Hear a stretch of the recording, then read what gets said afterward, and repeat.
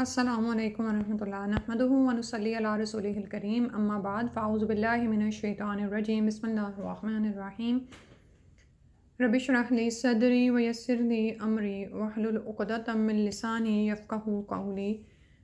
حصن مسلم کی یہ کتاب ہم پڑھ رہے تھے اور اس میں آج ہم نے ٹاپک نمبر 26 کرنا ہے جو کہ صلاۃ استخارہ کی دعا ہے۔ استخارہ کا مطلب ہوتا ہے خیر طلب کرنا، خیر چاہنا، خیر مانگنا، ٹھیک ہے، اور یہ دعا ہے یعنی اللہ سبحانہ تعالیٰ سے خیر مانگی جاتی ہے اس دعا کے ذریعے سے۔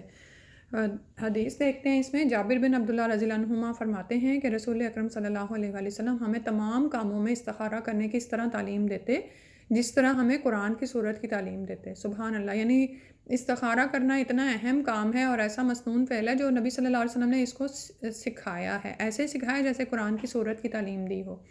آپ صلی اللہ علیہ وسلم فرماتے تم میں سے کوئی شخص جب کسی کام کا ارادہ کرے تو فرض کے علاوہ 2 رکعتیں ادا کرے، پھر یہ کہے، یعنی 2 رکعتیں باقاعدہ اس کے لیے ادا کی جائیں گی، جیسے صلاۃ حاجت کی 2 رکعتیں پڑھی جاتی ہیں، ٹھیک ہے، یا اسی طرح تحیۃ المسجد ہیں یا نوافل جو بھی آپ ادا کرتے ہیں تو 2 رکعتیں اس نیت کی ادا کریں گے آپ، پھر یہ کہے اللہم انی استخیرک بعلمک واستقدرک بقدرتک واسألک من فضلک العظیم فإنک تقدر ولا اقدر وتعلم ولا اعلم وانت علام الغیوب اللہم ان کنت تعلم ان ھذا الامر خیر لی فی دینی ومعاشی وعاقبت امری فاقدرہ لی ویسرہ لی ثم بارک لی فیہ وَإِن كُنْتَ تَعْلَمُ أَنَّ هَذَا الْأَمْرَ شَرٌّ لِّي فِي دِينِي وَمَعَاشِي وَعَاقِبَةِ أَمْرِي فَاصْرِفْهُ عَنِّي وَاصْرِفْنِي عَنْهُ وَاقْدُرْ لِيَ الْخَيْرَ حَيْثُ كَانَ ثُمَّ أَرْضِنِي بِهِ۔ بخاری کی روایت ہے اور نمبر اس کا 1162 ہے۔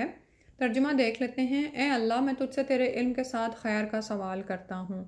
اچھا، اب ہم ذرا ترجمے کو غور سے سنیں اور اس پر فوکس کریں گے، کیونکہ عموماً کیا ہوتا ہے کہ جب ہم کسی کو استخارہ کرنے کا کہتے ہیں تو وہ مختلف طرح کی تعویلیں پیش کرتا ہے نا۔ سم ٹائم لوگ ایسے کہہ دیتے ہیں کہ میں کیا استخارہ کروں، کوئی کر دے میرے لیے۔ دیکھیں، کام آپ کا ہے، آپ جانتے ہیں کام کی نوعیت، آپ کی نظر میں کام کو کرنے کے اسباب جو آپ کو نظر آ رہے ہیں وہ ہیں، آپ کی نظر میں ہیں، اور اس کے جو مثبت اور منفی نتائج جو آپ کے ذہن میں بار بار آ کے دستک دے رہے ہیں کہ مجھے یہ کام کرنا چاہیے یا نہیں کرنا چاہیے، وہ آپ ہی جانتے ہیں۔ کوئی دوسرا آپ کے لیے استخارہ کیا کرے گا؟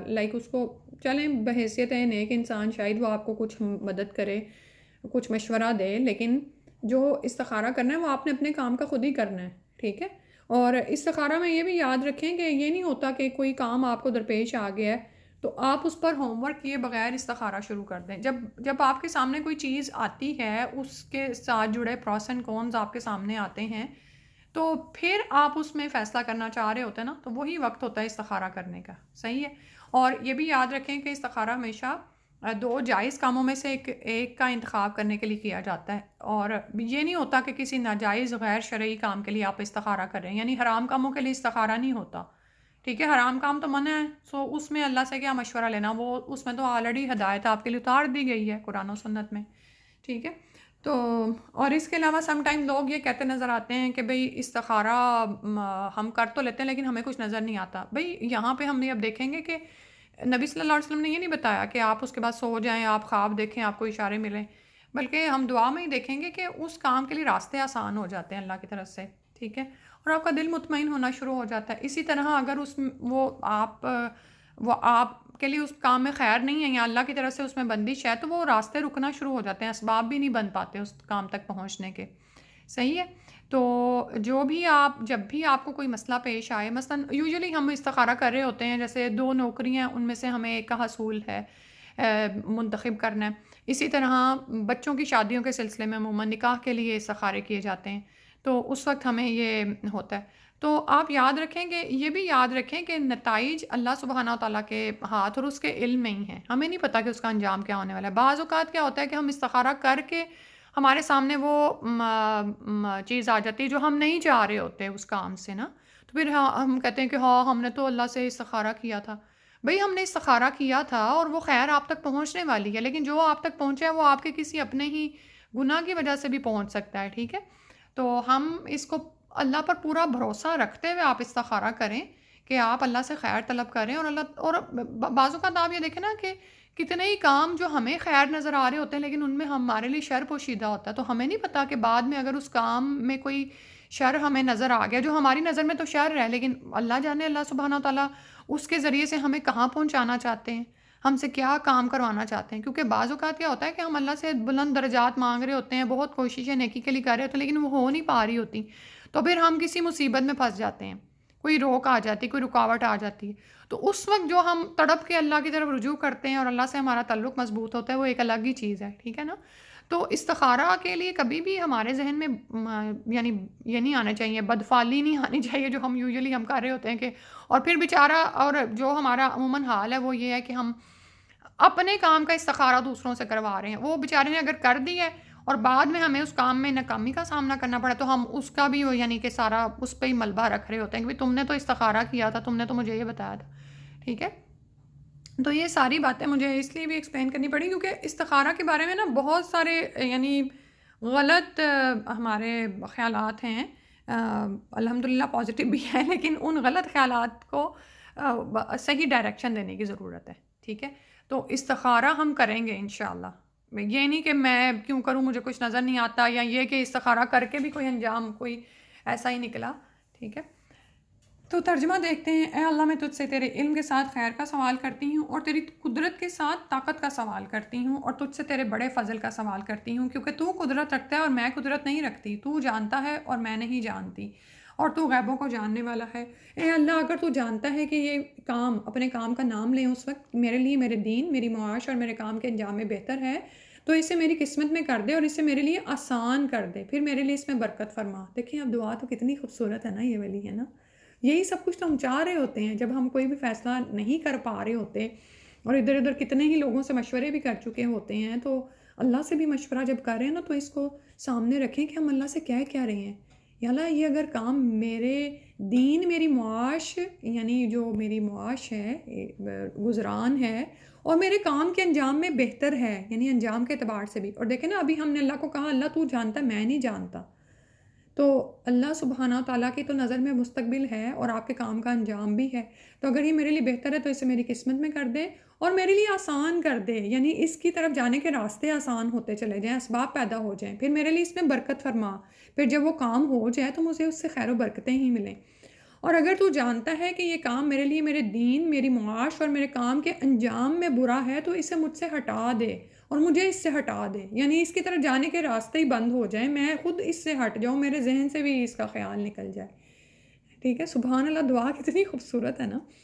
اور میری قسمت میں بھلائی کر جہاں بھی ہو، یعنی اگر میں جب اس سے ہٹ جاؤں تو مجھے میری قسمت میں اور جو دوسرے جگہوں پر بھلائیاں ہیں مجھے وہ عطا کر دے. سبحان اللہ، کیسے دل کھل جاتا ہے نا. کیونکہ بعض اوقات ہم کسی کام میں پھنسے ہوئے ہوتے ہیں اور اس کی طرف جانے کے راستے آسان نہیں ہو رہے ہوتے لیکن پھر بھی ہم ادھر ہی، ہماری سوچ ہے کہ پھنسی پڑی ہے ادھر ہی، ہم اسی کو دیکھ رہے ہیں کیونکہ دوسرے راستے سارے ہمیں بند نظر آ رہے ہیں، ہم کو دوسرے دروازوں کو دستک بھی دینے کو تیار نہیں ہے. یہ ہوتا ہے بعض اوقات.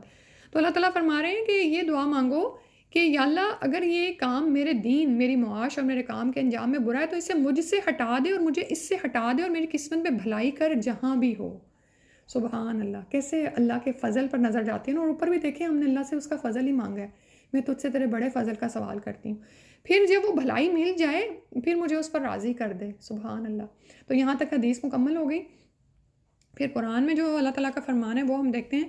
جو شخص خالق سے استخارہ کرے، اللہ سے خیر طلب کرے اور مومن مخلوق سے مشورہ کرے اور اپنا کام پوری تحقیق اور کوشش سے کرے، وہ پشیمان نہیں ہوتا. یہ کام بھی اب یاد رکھیں. بعض اوقات ایک دوسری اپروچ پتہ کیا ہوتی ہے؟ ایک تو یہ ہوتا ہے کہ ہم استخارہ کرتے نہیں ہیں، ہم اپنے وسائل پر، اپنے ہی دماغ پر بھروسہ ہے ہمیں. اور ایک یہ ہوتا ہے کہ ہم استخارے پہ ہی سارا زور لگائے ہوئے ہوتے ہیں کہ چونکہ میں نے دعا کر لی، استخارہ اللہ سے خیر طلب کر لی، اب اسباب کی طرف میں نے جانا ہی نہیں، نہ میں نے اپنا ہوم ورک کرنا ہے. یہ بات نہیں ہوتی. آپ نے اپنا ہوم ورک سارا پورا کرنا ہے. جو دو کام آپ کو پیش ہیں ان کے بارے میں پوری تحقیق، کوشش، ریسرچ کریں کہ ان دونوں کے پروس اینڈ کونس کیا ہیں اور آپ جتنی عقل، غور و فکر اللہ سبحانہ تعالیٰ نے آپ کو دیا ہوا ہے وہ لگائیں کہ اس کام کا یہ انجام ہو سکتا ہے اور اس کا یہ ہو سکتا ہے. ٹھیک ہے؟ ہر کام کا جو ہے نا کہ ناکامی اور کامیابی دونوں کو مد نظر رکھا کریں کہ اس کا یہ بھی انجام ہو سکتا ہے، یہ بھی ہو سکتا ہے. ٹھیک ہے؟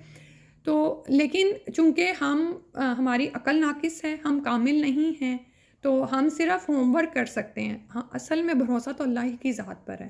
ٹھیک ہے، تو ایک بہت معتدل اپروچ ہونی چاہیے، بیچ کی راہ، کہ نہ تو ہم نے اسباب کو چھوڑنا ہے اور نہ ہی مکمل طور پر اسباب پر ہی بھروسہ کر لینا ہے. ٹھیک ہے، تو اللہ پر توکل یہی ہے کہ اللہ سب سے پہلے مومن اللہ پر توکل کرتا ہے، پھر اس کے بعد اسباب اختیار کرتا ہے، لیکن اسباب کو اختیار کرنے کے بعد بھی اس کا توکل اللہ پر ہی ہے اور انجام بھی اللہ ہی کے سپرد ہے. کہ اسباب ہیں بھی تو بھی یا اللہ تیری منشا، تیری جو قدرت ہے، جو ڈکری ہے نا، جو تقدیر میں ہے، وہ تو سامنے آئے گا ہی. ٹھیک ہے، تو خالق سے استخارہ کریں، مومن مخلوق سے مشورہ بھی کریں، اپنے مومن جو آپ کے خیر خواہ لوگ ہیں ان سے مشورہ کریں، اور اپنا کام پوری تحقیق اور کوشش سے کریں. نکاح کا معاملہ بچے کے پورا ہوم ورک کریں، اپنا پوری چھان بین کریں. آخر آپ نے بچہ یا بچی اس گھر کے حوالے کرنی ہے، دو خاندانوں کا ملاپ ہے. ٹھیک ہے، تو اللہ تعالیٰ کا فرمان ہے وَشَاوِرْهُمْ فِي الْأَمْرِ فَإِذَا عَزَمْتَ فَتَوَكَّلْ عَلَى اللَّهِ، آل عمران کی آیت نمبر 159 ہے. اور کام میں ان سے مشورہ کر، پھر جب تو پختہ ارادہ کر لے تو اللہ پر بھروسہ کر. یہ نبی صلی اللہ علیہ وسلم کو حکم دیا جا رہا ہے کہ کاموں کے معاملے میں اپنے صحابہ سے مشورے کریں، اور پھر جب آپ پختہ ارادہ کر لیں تو پھر اللہ پر بھروسہ کریں. مشورہ کرنے کے بعد آپ نے ان کے ساتھ مل کے جو بھی فیصلہ کیا ہے، اب اللہ پر بھروسہ کریں. اب اس کا جو بھی انجام ہوتا ہے، انجام بد ہوتا ہے، انجام خیر ہوتا ہے، وہ اللہ کی طرف سے ہے. ٹھیک ہے، لیکن آپ اپنا ہوم ورک پورا کریں. ٹھیک ہے، تو اللہ سبحانہ تعالیٰ سے دعا ہے کہ جو کچھ ہم نے پڑھا ہے، سمجھا ہے، اس کے مطابق ہمیں عمل کرنے کی توفیق عطا فرما دے، اور ہمیں اپنے معاملات میں استخارہ کرنے کی توفیق عطا فرما دے. اللہ سبحانہ تعالیٰ ہمارا اس پر بھروسہ قائم ہو جائے، ہمارا توکل ہو، یقین ہو، اعتماد ہو اس دعا پر. اور دوسرا یہ کہ لوگوں سے بھی مشورہ کریں. ٹھیک ہے، ان سے بھی ان کے سامنے پورے اسپیشلی آپ کے جو خیر خواہ لوگ ہیں نا، ان سے مشورہ طلب کریں. اس میں ایسی کوئی آر کی بات نہیں ہے، اور نہ ہی کوئی اس میں کوئی تکبر کرنے والی بات ہے کہ نہیں میری عقل ہی پوری ہے، میں کیوں دوسروں سے پوچھوں. ٹھیک ہے، مشورہ کریں، ان کی بات بھی سنیں.